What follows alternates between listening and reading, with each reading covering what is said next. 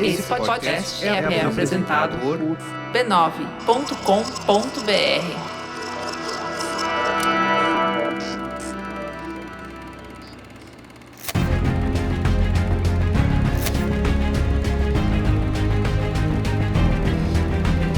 Estamos gravando, Bia Fiorotto, um dos episódios mais pedidos desse cinemático. Sejam bem-vindos ao cinemático que vocês adquiriram pelo cansaço.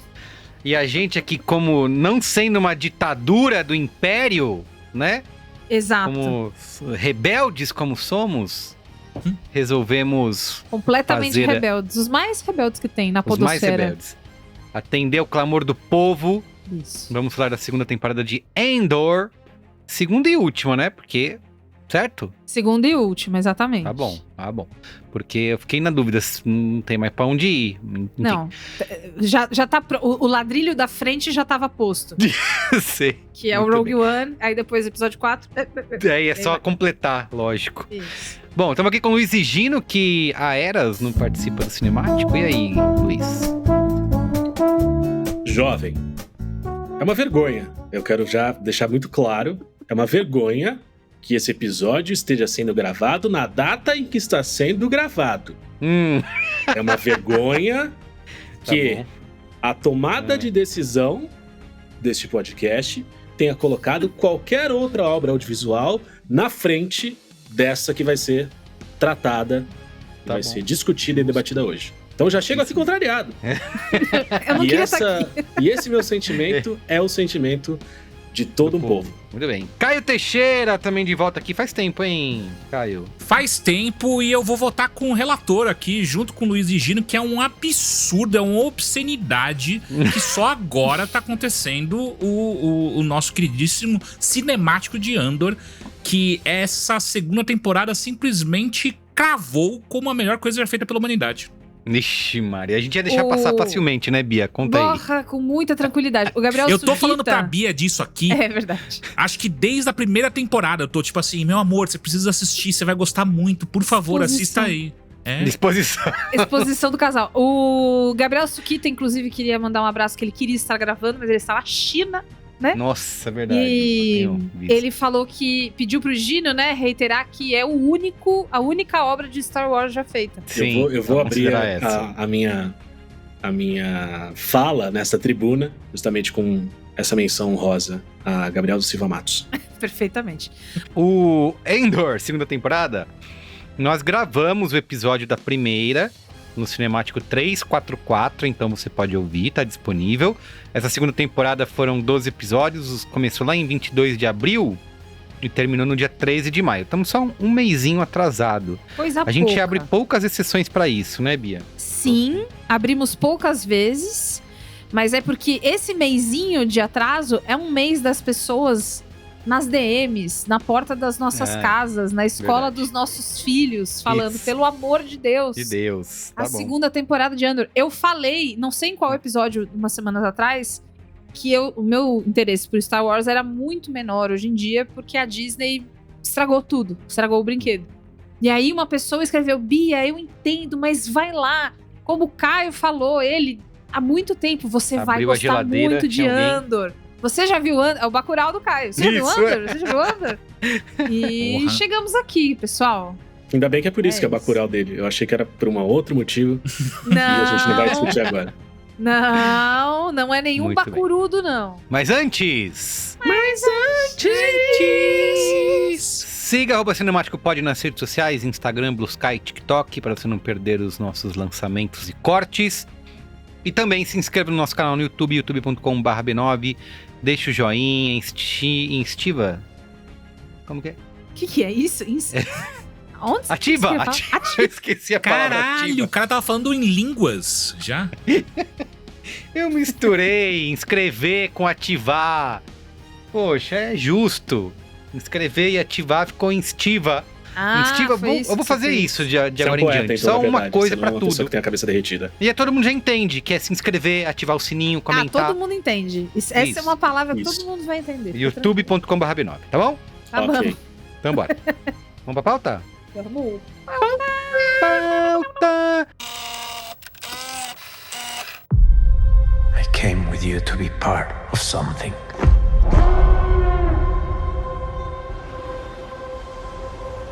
The Empire cannot win.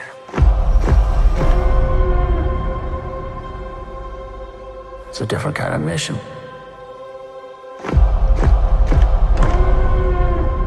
If it goes up in flames, it will burn very brightly. But if I'm giving up everything, I want to win. We have to. We must stand together. We will be crushed. Resistance is absurd. It's a weapon. They're building a weapon.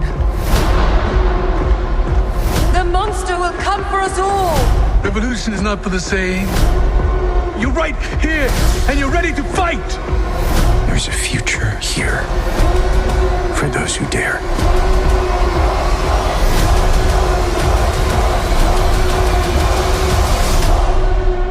Welcome to the rebellion. Bia Fiorotto, você quer começar por onde aí? Eu quero começar com uma denúncia. Mais? Sabe por quê? Porque eu descobri que Andor é o maior cabide de emprego da família Gilroy.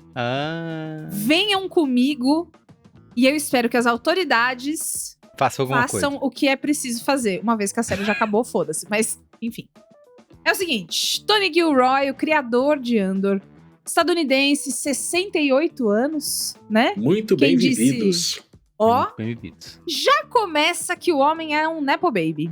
Então, ele é filho de um dramaturgo chamado Frank D. Gilroy, que inclusive já ganhou Tony Awards, foi presidente do Sindicato dos Dramaturgos, do jeito que a gente gosta, né? E não só o Tony, mas os seus irmãos, todos filhos do Frank, estão todos na indústria do cinema e da televisão. Antes de falar de Star Wars, eu quero contar que o Tony é roteirista de filmes tipo Advogado do Diabo, Armagedon, Identidade Bourne, Supremacia Bourne, Ultimato Bourne, Bebê Reborn, entre vários outros Bournes. Foi ele que escreveu o documentário do Chico Barney? Exatamente. Boa. Muito bem colocado. Muito bem Ele é lembrado. diretor daquele filme que eu adoro, que tem o menino lá. É esse mesmo. Não, hoje tô bem. É. Conduta de Risco, sabe? Conduta de Risco. Cara, esse filme é incrível e inclusive eu ouvi o podcast que o Olga mandou no nosso grupo, que o Tony Gilroy é entrevistado, e ele fala, queria poder fazer mais filmes originais como esse.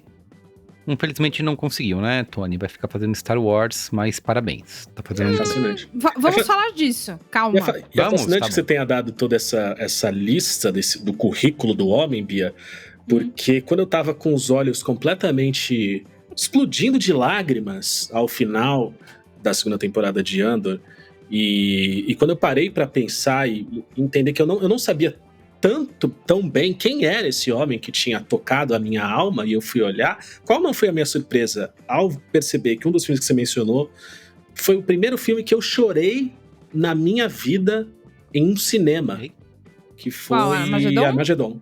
Eu chorei com uma canetada de Tony Gilroy ao lado de um amigo J.J. Abrams na sala de roteiro, dirigido por Michael Bay.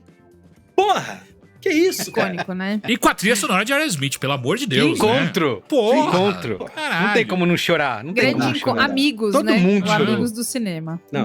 Não se vê um encontro de talentos desde Amigos com Chitãozinho e Chororó, Leandro Leonardo. E... João Paulo e Daniel? João Paulo e Daniel, não. Chitãozinho e Chororó, Leandro Leonardo. Zezé de Camargo e Luciano. Zezé de Camargo e Luciano. Ô, Bia, e tem um ponto que você tá citando aí o Tony... dominando, sendo Super Nepo Baby, a família toda, e ele só assumiu o projeto porque ele deu tipo um golpe criativo na série, porque ele ia ser só roteirista. Aí ele mexeu os pauzinhos dele e falou, não, eu posso fazer mais coisa aqui, ó, tenho esses talentos. Então, e aí ele virou showrunner, diretor, roteirista, enfim.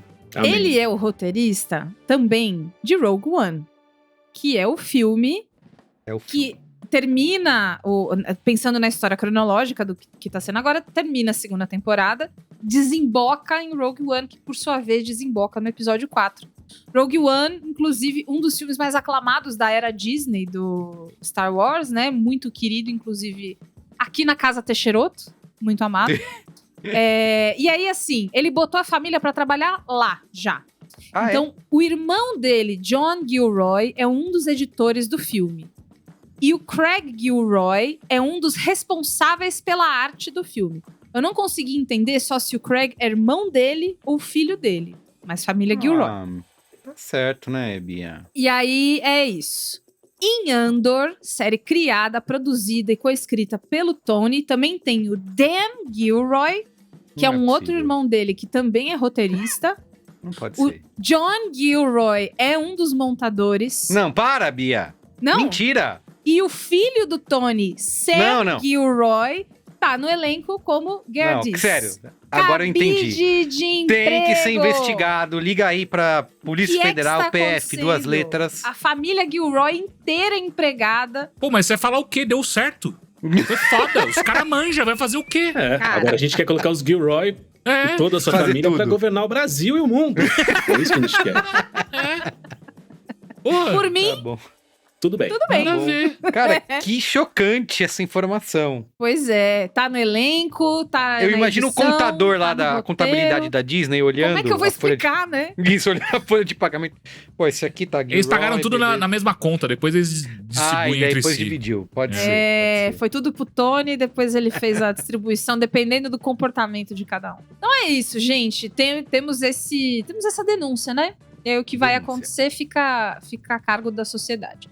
Mas sobre essa segunda temporada, ela foi feita na pressão, porque, em primeiro lugar, o Tony contou pro Hollywood Reporter que ele já estava com a segunda temporada de Andor quase toda escrita quando a primeira temporada estreou no Disney Plus e ninguém sabia se ia ser bom, se ia ser ruim, se a galera ia gostar ou não. Nessa época, Wall Street passou a tratar streamings de forma diferente, deixando de valorizar uma coisa que antes era muito importante, que era a projeção de assinantes como algo valorizado.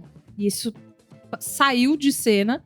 E aí a Disney teve que fazer o famoso ajuste de orçamento para novas produções, especialmente próximas temporadas. Quem sabe a gente não cancela alguma coisa e tal. E a primeira temporada de Andor não foi um puta sucesso de primeira.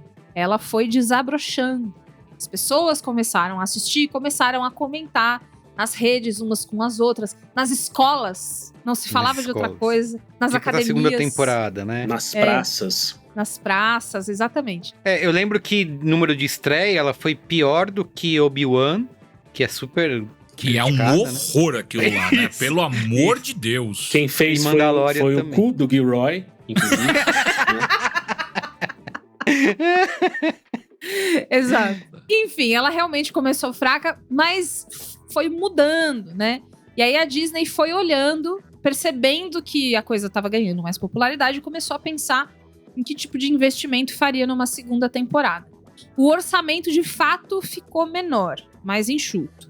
A primeira temporada custou mais ou menos 354 milhões de dólares. E a segunda teve uma diminuição para 290,1 milhões de dólares. Mas, mesmo com isso, Andor está no panteão das séries mais caras que o Disney Plus já produziu, porque é uma São grana 12 absurda. episódios, né? São 12 episódios em cada temporada, e na segunda temporada tem um aumento de duração do episódio, né? Eles ficam mais longos. Aí Então, o pai tava livre, né? Falou, aí paizão, dá faz espaço o que pro pai você quiser. brincar, né? E aí ele fez. Então a gente tem um orçamento, ele teve que ajustar alguns episódios, mas agora vai, né? Não, porque greve dos roteiristas e dos atores. Mesmo aqueles que são da sua família. Porra, imagina o jantar em casa, que climaço. Clima de que merda, né? climaço. Na mansão Gilroy, né?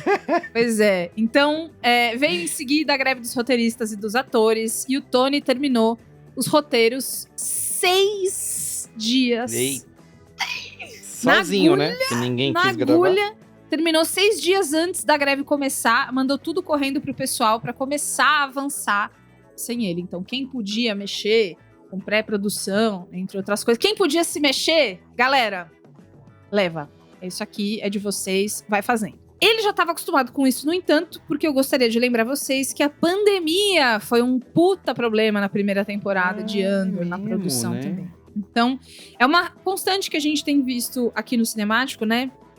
Esses dois grandes marcos na indústria. O primeiro, óbvio, a pandemia, que afetou um monte de coisa. E aí também a gente tem visto um monte de produção que foi atrasada por causa da greve. O Tony só enfrentou problemas e ainda fez o que ele fez. E empregou a família. Assim como a metáfora da rosa que brota do esterco do cavalo, assim tivemos o desabrochar da série Andor. Mas de maneira séria, será que exatamente esses problemas não foram que geraram algo tão especial e tão redondinho? Porque muitas vezes a gente percebe que dá mais liberdade, dá mais dinheiro, dá mais coisas, piora. Às vezes fica muito indulgente, né? E também lembrando o filme Efeito Borboleta, né? Com a teoria do caos. Ashton Kutcher, tá aí, ó. Um abraço. Sem Ashton Kutcher, dê banho nos seus filhos. A gente tá vendo as crianças tudo sujo aí. E aí, respondendo o que o Merigo tava falando agora na abertura, pro Hollywood Reporter, eles conversaram. O repórter que fez a entrevista com o Tony falou que é o Hollywood, da diferença. Que é o Hollywood, né? É o Renato Hollywood. É o Renato Hollywood e Juliano Repórter, né? Os dois fundadores do jornal. Todo mundo. Vixe, esses aí, ó. Desculpa, Bia. Amigos da família Gilroy há muitos anos. Eles destacaram que tem uma diferença de 1 ano entre o último episódio da primeira temporada e o primeiro da segunda. E aí perguntaram assim, tipo, tem uma oportunidade nesse 1 ano aí de outra série? Quem sabe um especial? E o Tony pareceu, na verdade, bem afim de sair do mundinho Star Wars. Ele tá muito engatado num filme que ele tá fazendo com o Oscar Isaac, chamado Behemoth. Tá tentando fazer rolar. Tá mandando e-mail, né? Oi, tudo bem? Tô aqui com um filme. Estamos com essa ideia aqui. Mas aí ele falou que Rogue One e Andor deram pra ele uma camada de credibilidade muito diferente do que ele sabe fazer e pode fazer. E ele quer jogar com isso, acha isso muito interessante, mas tudo indica que Gilroy vai fazer outras coisas e vai sair do Star Wars por um tempo. Tá certo ele. Sai enquanto você tá na alta. No auge. Exato. É Tony Gilroy e Zinedine Zidane. É isso. Paralelos. É verdade. Muito bem. Sinopse. Essa sinopse é adaptada do site Cinematizando. Existe isso mesmo?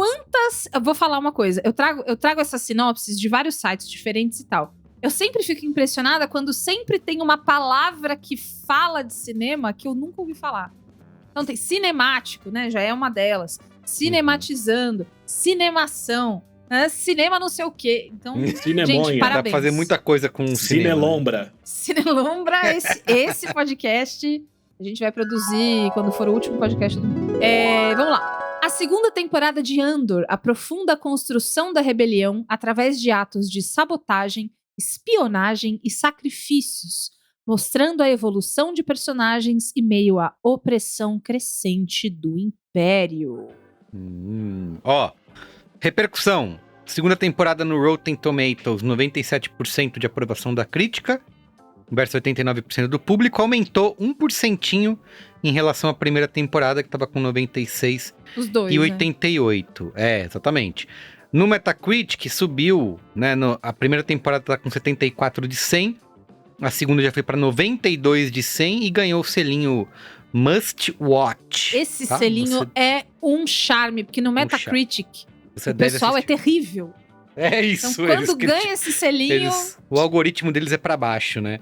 O Rotten Tomatoes joga pra cima, acho que eles jogam pra baixo. E tem as notinhas, né, Bia, dos episódios. Se você entrar no IMDb, eu também fiquei impressionado com isso, porque eu fui pesquisar no IMDb antes de começar a assistir, pra saber se mantinha o padrão da segunda temporada. Porque que tá todo mundo pedindo pra gente gravar.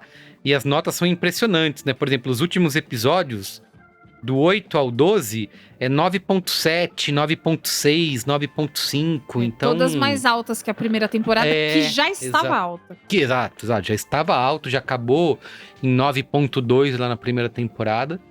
Então, público gostando. E como eu falei, vai ser o fim, né? Não tem mais o que... um azulejinho colocado. Exatamente. Então, completou o caminho... depois de você terminar de assistir Andor, o próximo passo é Rogue One. E depois é episódio 4 e você completa o círculo. Inclusive... E quem não fizer isso tá maluco, né? Porque a vontade que dá é de dar o play. Não, é muito gostoso. Eu não sequência. fiz. Eu só fiz a experiência Rogue One, episódio 4, que é uma delícia. Mas Caio Teixeira, o meu amorzinho, fez a experiência final da segunda temporada Rogue One. Queria pedir pra ele falar disso quando for o momento. Mas, a segunda temporada começou bem mais assistida do que a primeira. Foram mais de 700 milhões de minutos. A Nielsen, né, a empresa, ela fez em minutos. Eu não sei porque ela fez isso, mas é o que temos. Parece mais, né? 700 milhões de minutos. 700 quintubilhões de Dá minutos. o quê? Mais ou menos 3 horas? É mais ou menos isso. Dá uns 2 minutos. Dá umas 2 horas no máximo. 700 milhões de minutos assistidos simultaneamente no dia da estreia.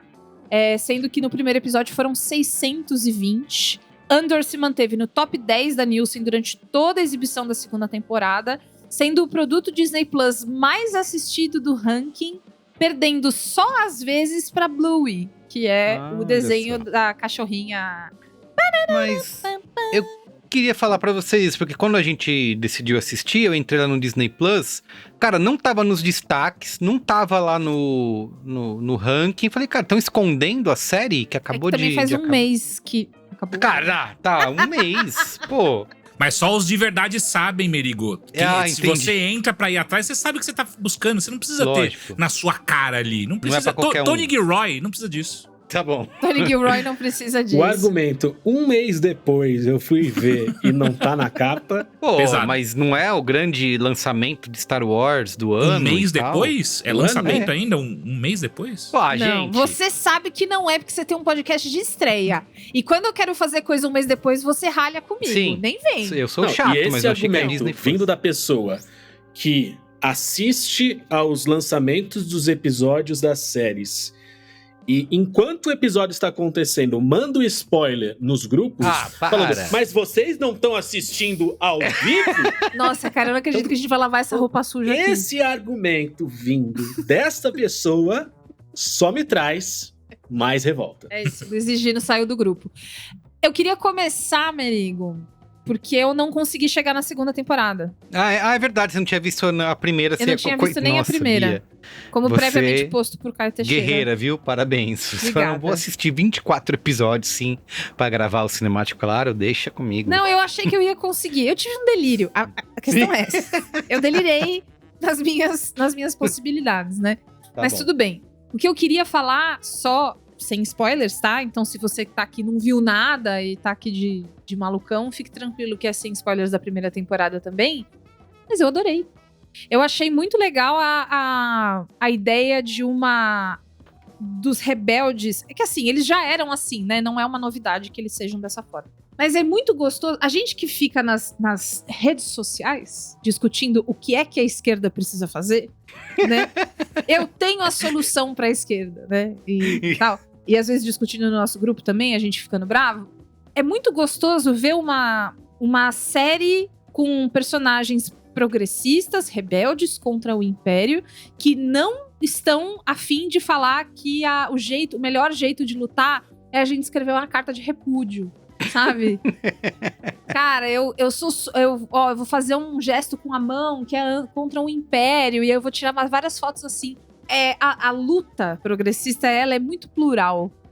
Mas é muito interessante ver nessa série zero miçangagem. Ninguém vai resolver porra nenhuma com miçangas. A gente vai resolver as coisas fazendo plano, invadindo o negócio, dando tiro em quem tem que dar tiro e segue em frente. O Andor é um personagem muito foda. O ator que faz o Andor, já esqueci o nome dele, Gabriel Luna? Diego Luna. Diego Luna. Diego? Não é Gabriel? Diego. Não, Diego, Diego. Gabriel Garcia Bernal. Ah, é verdade, porque os dois, né? Não, é verdade, os dois fizeram um dos grandes filmes de todos os tempos. O Diego Luna é um ator excelente. Você vê tudo no olhar dele. Ele é um cara que ele carrega, tipo, o passado inteiro num olhar. Ele é muito bom. Os personagens são carismáticos. Eu senti falta de uma coisa que depois eu vi que corrige-se na segunda temporada, que é mais alienígenas que não sejam humanoides, né? Que não sejam humanos, aliás. Fiona Shaw, que atriz impressionante. Na época da primeira temporada de Andor, quando estreou, eu ainda era produtora da Mikan, e a Mikan entrevistou ela na época de Junket e tudo mais.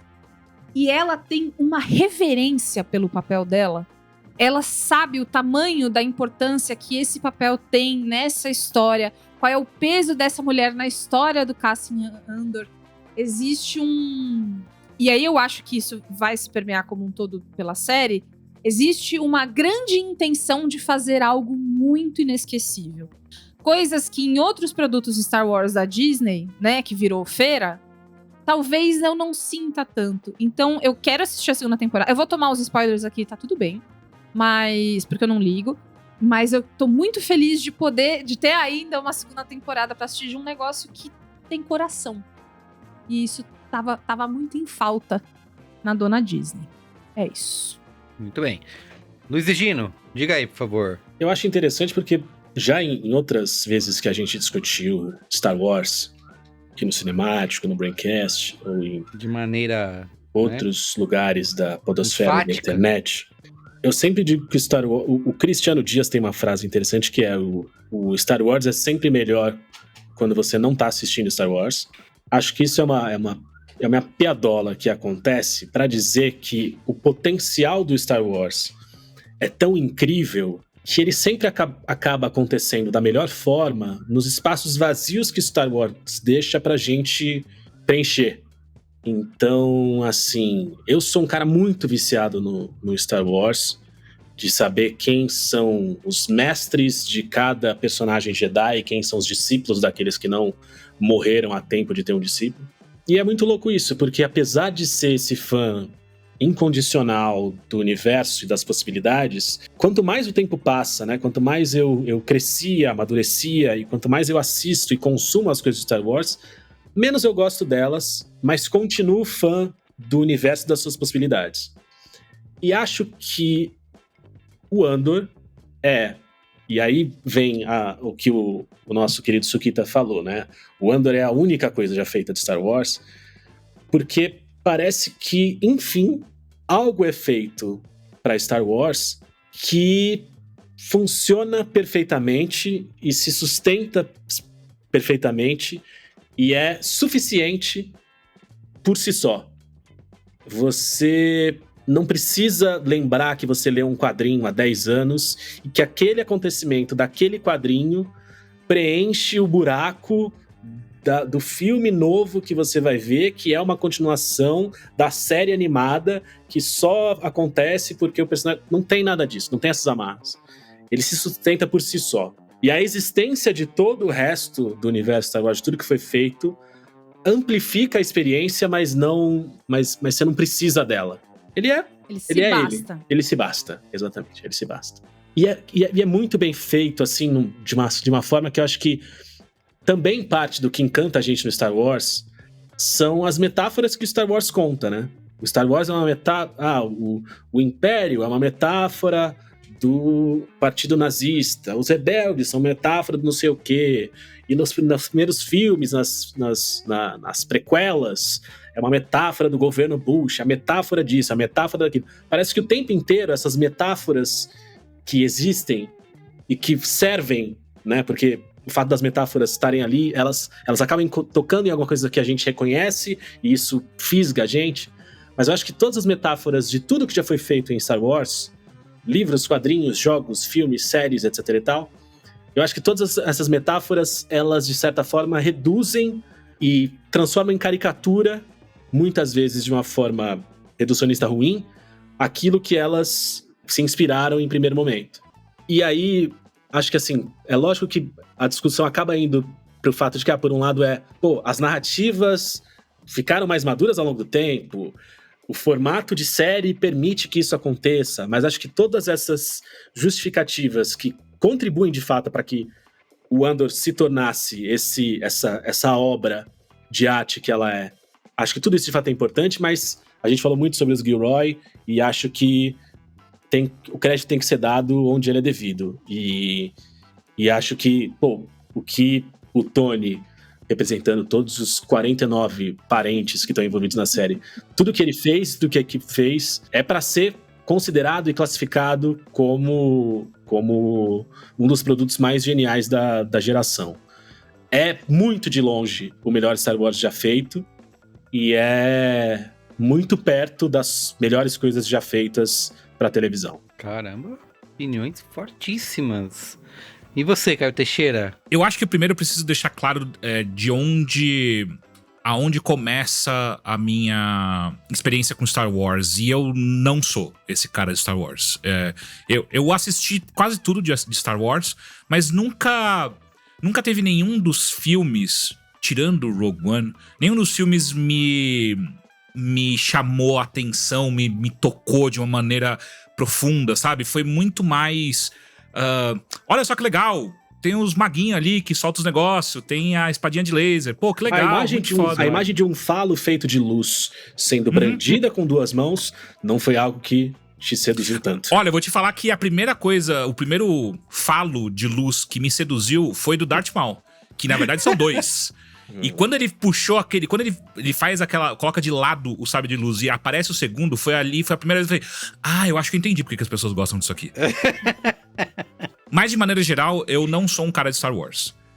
Até assistir Rogue One. E Rogue One foi muito marcante pra mim quando eu assisti a primeira vez, porque eu fiquei, porra, o universo é muito rico e é muito mais interessante do que aqueles malucos com um sabre de luz. É muito mais legal. A família Skywalker. Exatamente, é muito mais interessante. Tem, enfim, infindáveis personagens, infindáveis vidas ali dentro daquele universo que eu fico muito mais interessado de saber sobre como que elas estão experienciando Darth Vader, ou a Estrela da Morte, que seja. E eu acho que o Rogue One entra muito bem ali. E quando o Andor aparece... Ali, quando eu entendi sobre o que era Andor, eu fiquei, eu acho que isso aí tem grandes potenciais, porque não vai ser algo calcado, pelo menos à primeira vista, não parecia ser algo calcado na mitologia de Star Wars. Ele tava muito mais dentro do universo, mas falando com a gente. E eu acho que pela primeira vez foi uma obra de Star Wars, pelo menos pra mim, que conversou comigo.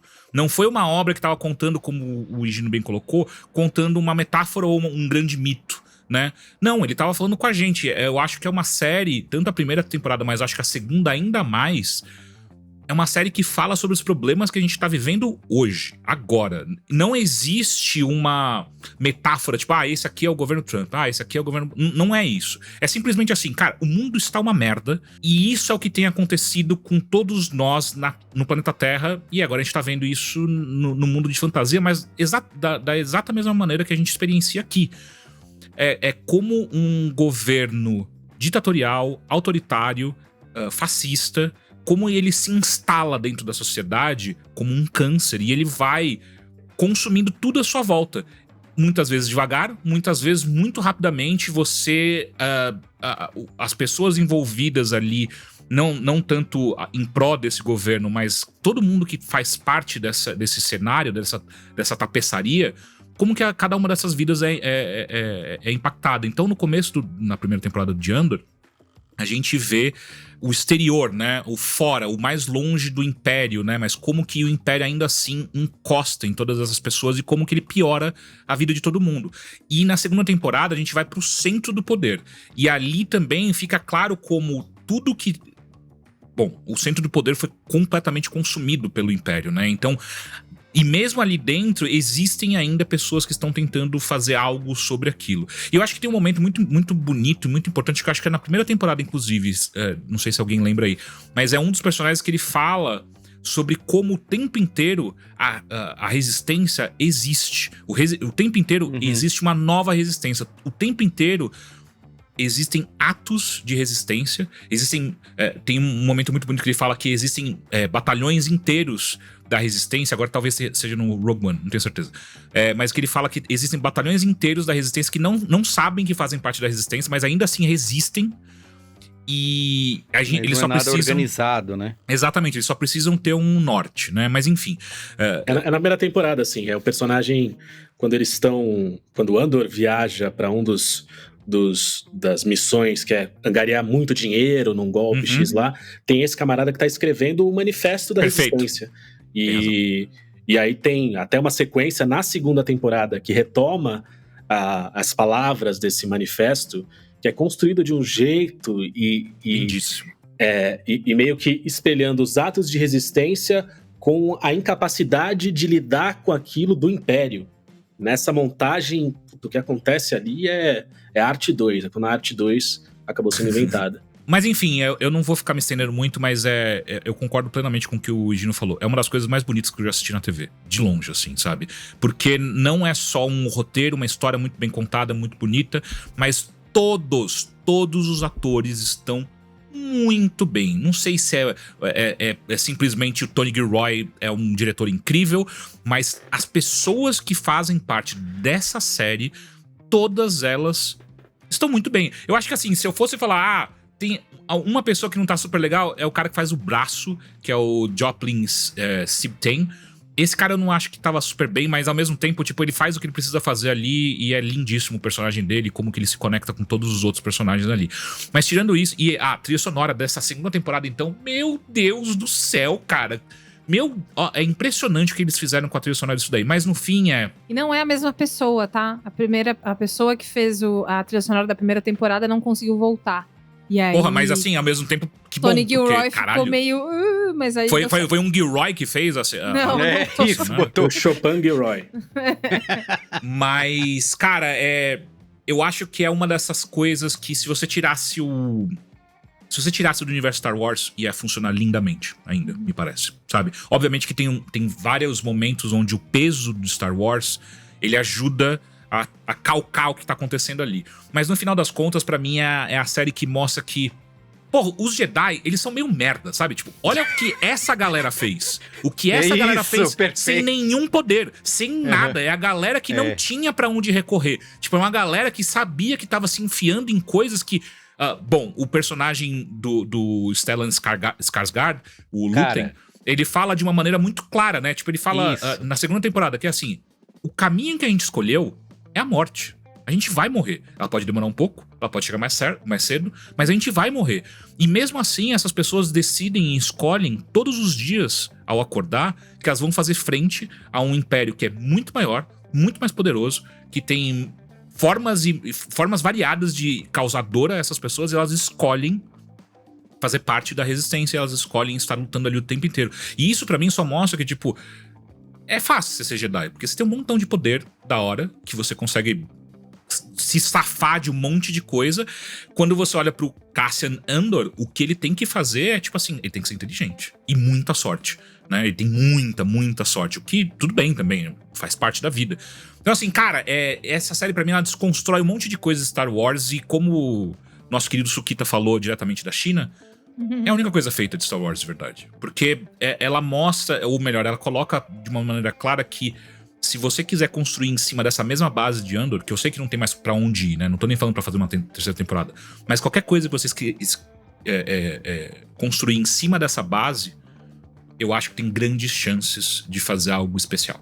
Porque o que foi colocado na tela ali é once in a lifetime, de verdade. Caramba.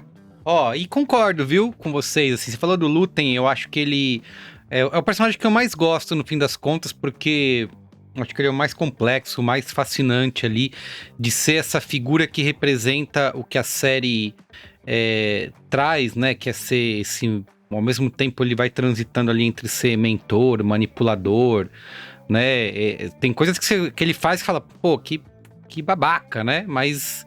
No fim, é isso, quando você tá numa rebelião, e ele vai fazer esse papel aí, que depois nos spoilers a gente pode explorar um pouco mais. Só que é isso, pra você ser esse cara que vai atuar na rebelião, você não pode ter nem... E eu acho que uma coisa legal da série, a gente pode, obviamente,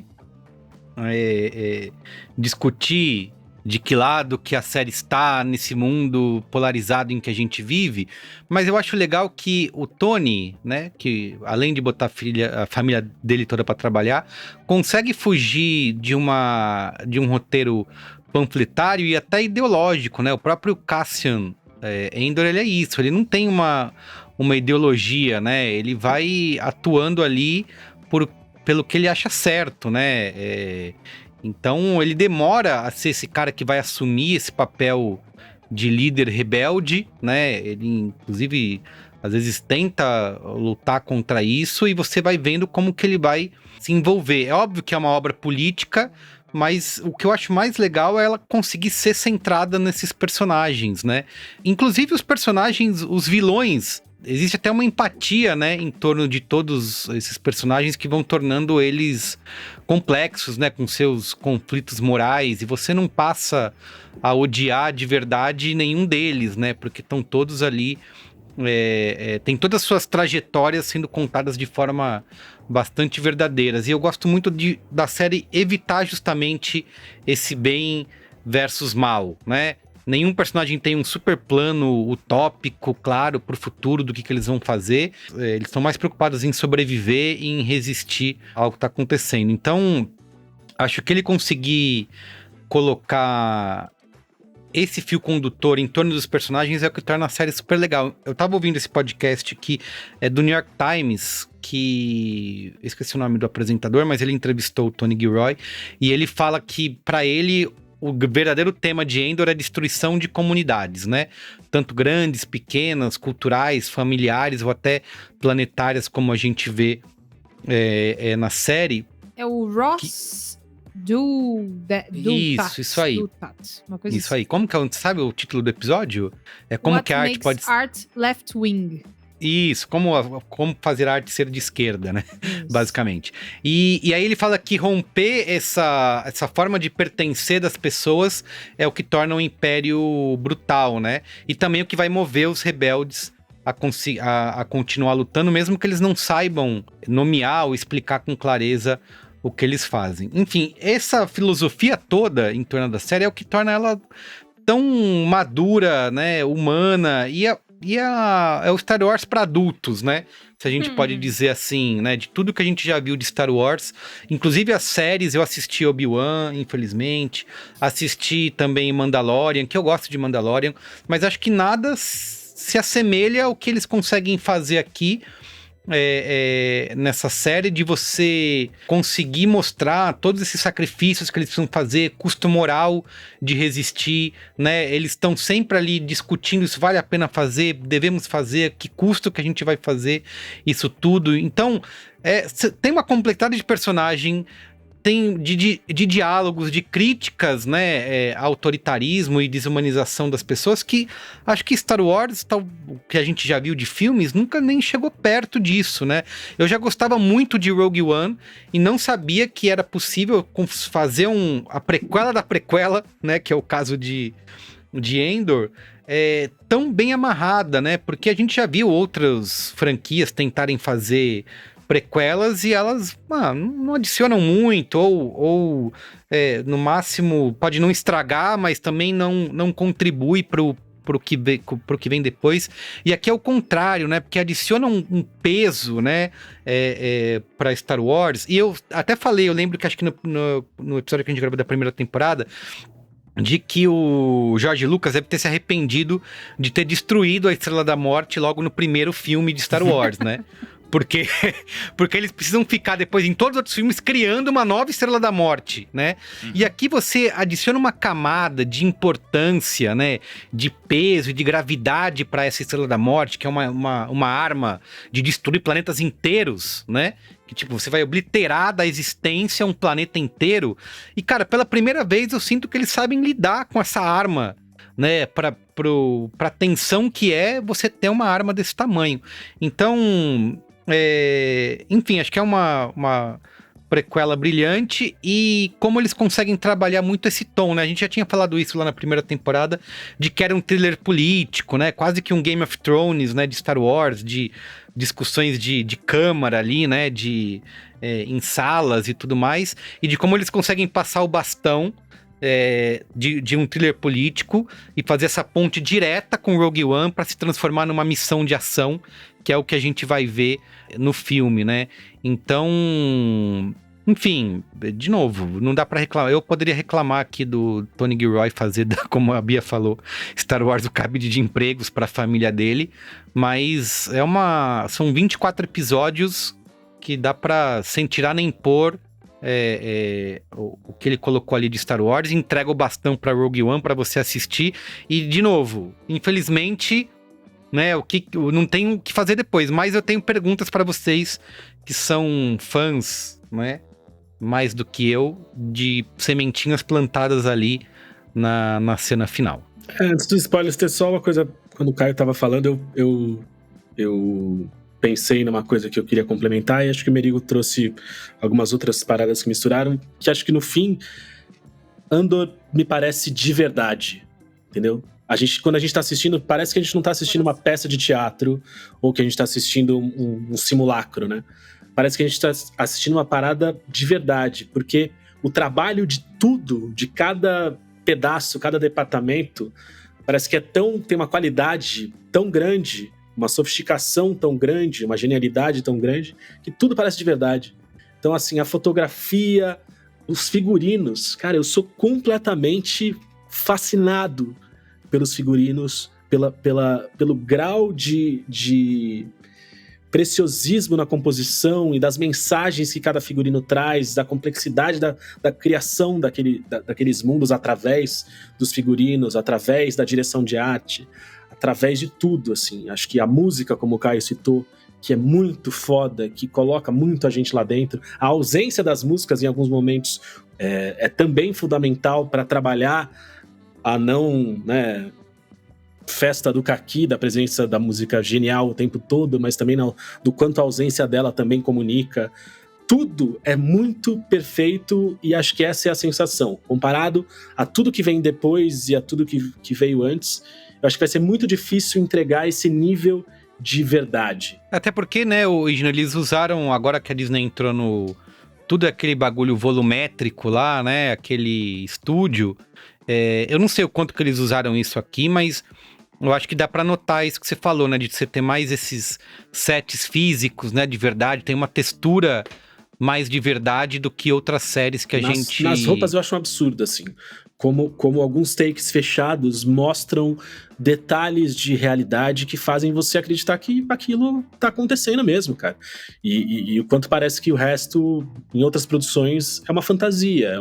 Aí, eu só quero recuperar uma coisa muito rápida que a gente falou brincando sobre a questão do dinheiro, mas eu acho que isso é fundamental pra essa série, porque com a restrição de dinheiro, eles tiveram que fazer escolhas muito conscientes, muito claras e muito inteligentes de onde eles iam colocar o, entre aspas, pouco dinheiro que eles tinham, ainda mais em comparação à primeira temporada. Então, eu acho que na segunda temporada a gente vê pouquíssimos robôs, por exemplo. Quase nenhum robô, que na primeira um dos robôs é super importante, ele tá ali o tempo inteiro e tal, mas na segunda a gente vê pouquíssimos robôs, a gente vê pouquíssimos alienígenas, a gente vê muita conversa, né? Muitas pessoas sentando e trocando ideia. Então, e eu acho que isso é muito uma... Isso teve que acontecer, né? Porque, tipo, pô, a gente tem menos dinheiro agora. Não tem como eu fazer cenas de ação gigantescas o tempo inteiro. Não tem como eu colocar um monte de efeito pra criar grandes espaços, né? Então, tudo que eles fizeram, eles tiveram que ser muito mais laser focus, né? Tanto que acho que um dos cenários mais bonitos que tem durante a série, que é o Senado em Coruscant, é um cenário real, né? Tipo, é uma... Eu não lembro onde mas é um prédio real que existe aqui na Terra, que eles foram lá e usaram ele. Porra, perfeito, sabe? Impressionante. Muito bem. Spoilers? Vamos pros spoilers. Spoilers! Avada Kedavra. I am your father. A boy's best friend is his mother. What's in the fucking box? I see dead people. Damn you all to hell! Silent breed is people! Eu queria pra poder falar dos spoilers, eu queria trazer um ponto que eu acho que tem uma lupa muito grande que Andor coloca nos personagens, né? Então, assim, cada figura, cada personagem, cada ser que aparece, ele é alguém. E até de uma certa forma tem uma desconstrução disso no episódio que chama Who Are You? Quem é você? Que é o episódio que tem, né, a rebelião em Gorman, ela de fato acontece, o pau começa a torar e... Puta, eu vou dar spoiler, mas eu tô com dó da Bia, entendeu? Não, mas o verdadeiro Andor são os amigos que a gente faz pelo caminho. É isso. Quando o nosso queridinho fiscal aduaneiro ali, né? O assistente administrativo, o Ciro, quando ele morre, e o Andor, o Cassian olha pra ele, porque o Cassian era o objeto da obsessão dele, tipo, o dia que eu pegar esse filho da puta e acabar com ele, a minha vida vai dar jeito, esse cara destrói tudo que eu faço. E o Cassian olha pra ele e fala, quem é você? Nossa, E eu acho que é muito foda esse contraste, porque a gente acompanhou a vida desse cara, a gente entendeu quem ele é, de onde ele veio, tudo que ele passou. E como ele se fudeu, né? Como ele se Até fudeu. drama conjugal a gente vê, né? E aí, de repente, é isso. Pra alguém, você não é ninguém. Mas a série mostra que mesmo quem não é ninguém, é alguém com muita complexidade. E eu acho isso muito foda. Mas pra mim, a personagem que mais deixa isso ilustrado muito, muito bem é a Dedra. Porque, cara, ela é uma oficial do Império em ascensão, cada vez galgando postos mais altos, oportunidades vão aparecendo na vida dela que vão carregando ela pra isso. Muito inteligente. Muito inteligente, muito foda, muito competente. Só que, cara, ela tá muito distante do vilão clássico do Star Wars, que ele é maléfico, porque ele é mau, porque ele é vil, que a natureza dele é a destruição e a morte. Não, cara, ela é uma órfã que foi criada numa escola, né, num internato, num orfanato do Império. Então, tudo que ela aprendeu na vida dela foi uma grande lavagem cerebral para aceitar o Império como a única resposta possível de ordem e progresso da galáxia. E aí ela vai galgando tudo isso, ela vai se fudendo, mas ao mesmo tempo ela vai aproveitando as oportunidades. E aí, de repente, ela vive um romance estranhíssimo e frio e complicado. E aí você tem a cena do encontro dela pela primeira vez com a mãe do namorado. Que loucura que é esse episódio. E cara, ela em todo aquele acontecimento, em toda aquela sequência de fatos, ela é o Império encarnado. Mas ela é completamente humana. E quando ela tira a máscara, meu irmão? Cara, a hora que o Cyril levanta assim, queridona, chega. É o seguinte, ô sua velha do caralho. Você vai fazer desse jeito, porque é assim que é assado e é o caralho. Vai tomar no seu cu, porra. E você fala, caralho, é isso. Você vibra com ela. Eu fiquei feliz, é isso aí, filha da puta. Você vibra com ela porque é isso, porque a gente é justamente isso, cara. A gente, em alguns momentos, a gente tá vibrando com o Império, a gente tá vibrando com a Aliança Rebelde. Porque, porra, todo mundo é cinza e, caralho, é isso aí, entendeu? E é chato a gente passar mais, sei lá, quantos anos vendo Star Wars sendo completamente maniqueísta.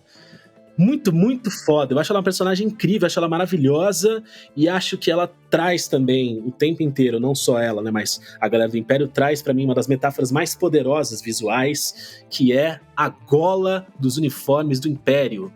A gola dos uniformes do Império sufoca as pessoas do Império que trabalham por ali, porque as pessoas estão o tempo inteiro sofrendo a pressão organizacional dessa porra que é o Império Galáctico, que sufoca todas as pessoas, não só aquelas que elas querem sufocar, que elas querem dizimar, que elas querem obliterar, mas também aqueles que fazem parte da própria organização. Que é também nessa segunda temporada que eles falam como a linguagem do Império, ela só pode ser violenta e o tempo inteiro muito sisuda, porque e gasta-se muita energia com isso, porque o Império não pode deixar nenhum espaço pra nada, porque qualquer não é natural, espaço, né? Exatamente, não é natural, então eles precisam estar o tempo inteiro lutando. Então, na verdade, é muito mais difícil pro Império manter o controle dele do que faz parecer, né? Então, o tempo inteiro o Império coloca uma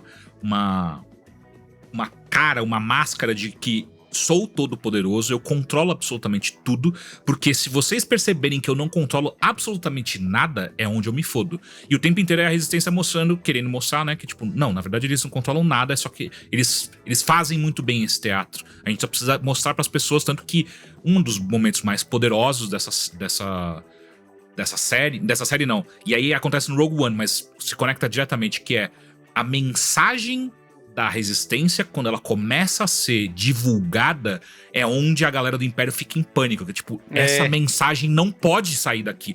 E aí os caras falam, mano, já foi. Não tem mais o que fazer. Tá se espalhando, né? E acho que tem um momento na segunda temporada que é maravilhoso, que foi aquele que, justamente quando você citou na parte antes dos spoilers, Caio, que é a do discurso do manifesto. Quando eles resgatam isso pra segunda temporada, é justamente nessa sequência maravilhosa que leva ao suicídio de um dos oficiais mais importantes do Império, porque ele percebe, ele ouve esse discurso inteiro falando sobre o quão não é natural, o quanto eles têm que ter mão de ferro o tempo inteiro, porque o tempo inteiro a liberdade e a rebeldia e a resistência tá nascendo em todos os cantos da galáxia. E ele ouve tudo isso e ele vê que a merda tá acontecendo, ele saca e ele fala, cara, fudeu. E aí ele se mata, né? Não é porque ele se mata, tipo, putz, eu queria ser um rebelde e agora vou me matar. Não, ele se mata e fala assim, cara, fudeu, entendeu? Já era, já perdemos. Ele entende ali que a derrota já aconteceu. Que eles podem fazer o que eles fizerem, podem se esforçar o quanto eles se esforcem, não vai dar pra ganhar no longo prazo. E aí ele se mata. Uma cena muito foda, assim, porque, cara, tudo que acontece, o jeito que acontece, aí tem um camarada do lado de fora, vem o barulho da arma, os Stormtrooper querem entrar. E o cara fala, não entra. Cara... E eu queria aproveitar rapidamente, então, já que você trouxe a Daedra como um grande personagem, eu concordo 100%. E, Gino, eu acho que tem o contraponto desse personagem. Eu tenho a outro lado da moeda, que é o Luthen. Porque o Luthen, ele é o grande mastermind, é o grande visionário da Resistência que não quer fazer parte da Resistência, porque a luta dele é uma luta diferente da Resistência. Ele, inclusive, não se dá bem com a Resistência formalizada, isso, né? Ele não quer fazer parte daquilo, porque ele sabe que o custo, o que ele precisa fazer pra acabar com o Império em si, vai muito além do que a Resistência tá disposta a fazer. Ele na verdade, ele tem que se tornar o Império em si pra conseguir combater o grande inimigo, né? Ele se torna um Império pra combater o Império, porque é só com a completa crueldade, a completa frieza diante das decisões que ele precisa tomar, é só isso que faz com que dê certo o que ele quer fazer. E isso mostra o tempo inteiro alguém que está completamente disposto a dar a vida pelo que ele acha que é correto. E eu acho interessante, pelo menos na minha visão, que a única coisa que faz ele não ser um vilão, ele não ser alguém do Dark Side, né? Lá do sombrio da força, que é uma outra grande personagem perfeita, que é a Kleia.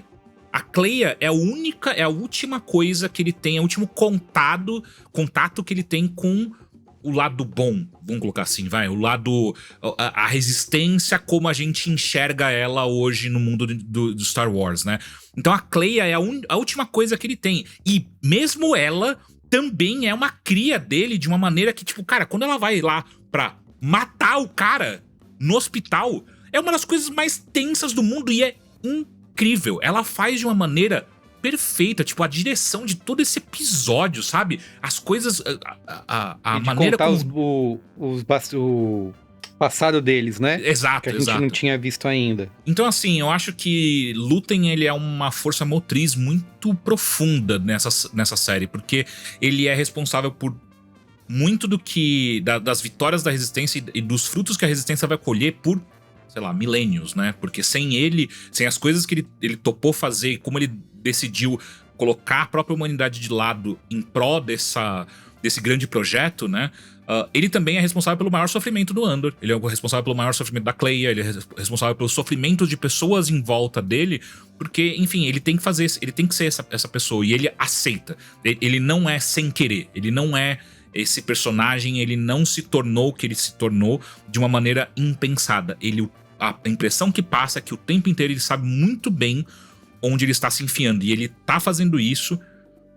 Pelo menos ele coloca isso, eu acredito nele, que ele faz isso em troca de... Não sou eu que vou ver a liberdade, não sou eu que vou ver a resistência vencer. Mas se eu não fizer o que eu preciso fazer agora, da maneira que eu preciso fazer e que as pessoas vão me odiar... Ele não liga pra história, né? Ele não... Eu acho que ele sabe muito bem que ninguém vai lembrar dele. E pra ele tá tudo bem, ele só precisa fazer o que ele precisa fazer, porque enfim. E também nem fica super claro, a gente tem aquele episódio onde a gente vê ele mais novo, que quando ele encontra a Cleia e tal, mas mesmo assim ali a gente dá a entender que o personagem já tava passando por uma mudança há muito tempo, né? Então quando ele toma aquela decisão de salvar a Cleia de fato, e sair do Império, me parece que a gente perde ainda, sei lá, às vezes pode ser até uma outra série, né? Que ao invés de Andor ser Luthen. E aí a gente descobre, e aí... Enfim. Mas isso que você falou, Caio, sabe o que é muito foda? Você foi descrevendo isso, e aí eu fiquei pegando uns pontos que você falou, cara, alguém que tá preocupado com o futuro, tá preocupado com a evolução da rebelião, tá preocupado em dar os caminhos e passar pelos maiores problemas, não quer ser lembrado e acaba criando traumas aqui e ali. E você descreveu um pai, cara. E ele é isso. Sim, ele é o pai da rebelião. Tipo, a rebelião, filha dele, vai colher os frutos, vai ter a glória, vai tudo isso. E ele abre mão do ego dele, de quem ele é, para que a filha, a rebelião, consiga ter o sucesso. Muito foda, assim. E acho que tem uma coisa bonita também de como a série trabalha muito bem no começo e no fim, essas metáforas. Você falou sobre o fato de que, assim, por muito pouco ele não é do lado sombrio. Ele fala numa das discussões, eu não lembro exatamente com quem mas ele fala numa das discussões que ele tem que usar as armas do inimigo para conseguir afetar o inimigo. Ele fala isso na primeira temporada. E isso, de uma certa forma, é meio né, também meio metafórico ali e tal, isso que ele tá dizendo. E é o dilema final, da esquerda hoje. E no final tem uma cena muito foda que depois que entram na galeria de arte e que o Império tá fazendo uma perícia no ambiente, uma das moças do Império lá, uma das funcionárias do Império, ela fala assim, caralho, eles estavam usando um gato na nossa própria antena, que tá do outro lado da rua, que coisa genial. E aí, tipo, é isso, ele tá usando as ferramentas do Império de forma literal. É muito, muito, muito, muito, muito foda. E bem, o Luthen, ele e não só o Luthen, né, mas Luthen, o Andor, todos esses personagens que a gente acompanha, eles são personagens muito, muito mais comprometidos com o que eles estão fazendo do que a gente vê em qualquer outro filme de Star Wars. Porque eles estão comprometidos, inclusive, a perder a própria humanidade em prol desse movimento, né? Então, a quantidade de pessoas que o Cassian precisa matar, que em qualquer outra produção, seja de Star Wars ou qualquer outro lugar, mas uma produção um pouco mais mainstream, isso ia ser colocado como: olha como você faz errado a rebelião. É quando você mata alguém inocente, é quando você acaba usando as ferramentas do inimigo contra ele, mas e danificando. E o tempo inteiro o Andor tá mostrando que não. Revolução se faz assim. Você vai matar um monte de gente que não tem absolutamente nada a ver com o seu objetivo final. Mas que se você não fizer, você não vai atingir o que é necessário para você conseguir se libertar, e daqui, sei lá quantos milhares de anos, pessoas não estarão mais sob o jugo do Império, né? Então, os Ewoks não vão poder dançar lá na... E nada é mais exatamente. E nada é mais distante do que a gente aprendeu durante toda a construção desse universo. Nada é mais distante do Ordem Jedi do que isso. Porque, tipo, o Jedi não pode olhar alguém passando e ficar de pipi duro, que aí ele já vai pro lado sombrio, já vira um demônio. E eu falo e eu repito, e é por isso que é muito fácil você ser um Jedi. Porque o Jedi, a única coisa que ele precisa fazer é seguir o código que ele aprendeu ali e acabou, meu irmão. Tipo, é óbvio, vai ser religião. Pode ser difícil na hora que que eles têm que perdoar alguém que matou a família inteira. Pode ser. Só que o que é difícil de verdade é você olhar pra alguém que não tem absolutamente nada a ver com a história que tá acontecendo na sua frente. É alguém que tá na sua frente, que se você não tirar essa pessoa da sua frente agora, você não vai conseguir fazer o que você precisa. E você admite: eu vou matar um inocente, porque se eu não fizer isso, todo o movimento que eu faço parte não vai continuar. Então eu estou abrindo mão da minha alma, do que eu considero como correto no mundo, em prol desse movimento. Isso é difícil de fazer. Isso é muito, tipo assim, como que você dorme? Como que você convive consigo mesmo, sabe? Tanto que na segunda temporada, a gente vê como isso afeta a Bix, que é a namorada do Andor. Isso acaba com ela. Ela não consegue seguir o mesmo caminho que o Luthen, que a Kleia, que o Andor seguem. Ela não consegue. Ela faz parte da resistência que a gente conhece em Star Wars. Ela faz parte da galera que vai estar lá na... Resistência limpinha. Exato, Então, cara, que foda, velho. Antes da gente dar as notinhas, eu queria perguntar quem que é o bebê lá no... Ele vai ser alguém? Vocês que manjam bebê, do... Meu Deus. Não, ele é Só um bebê. Ele é só um bebê. Bebê no colo da Bix. Acho que o bebê é uma tremenda possibilidade para histórias, criações e produtos novos e bonequinhos. Pode ser que esse bebê se torne o brinquedo mais vendido do Natal de 2029. Mas pode ser que esse bebê seja a versão do Andor do garotinho que pegava o cabo de vassoura com nossa, essa cena a força.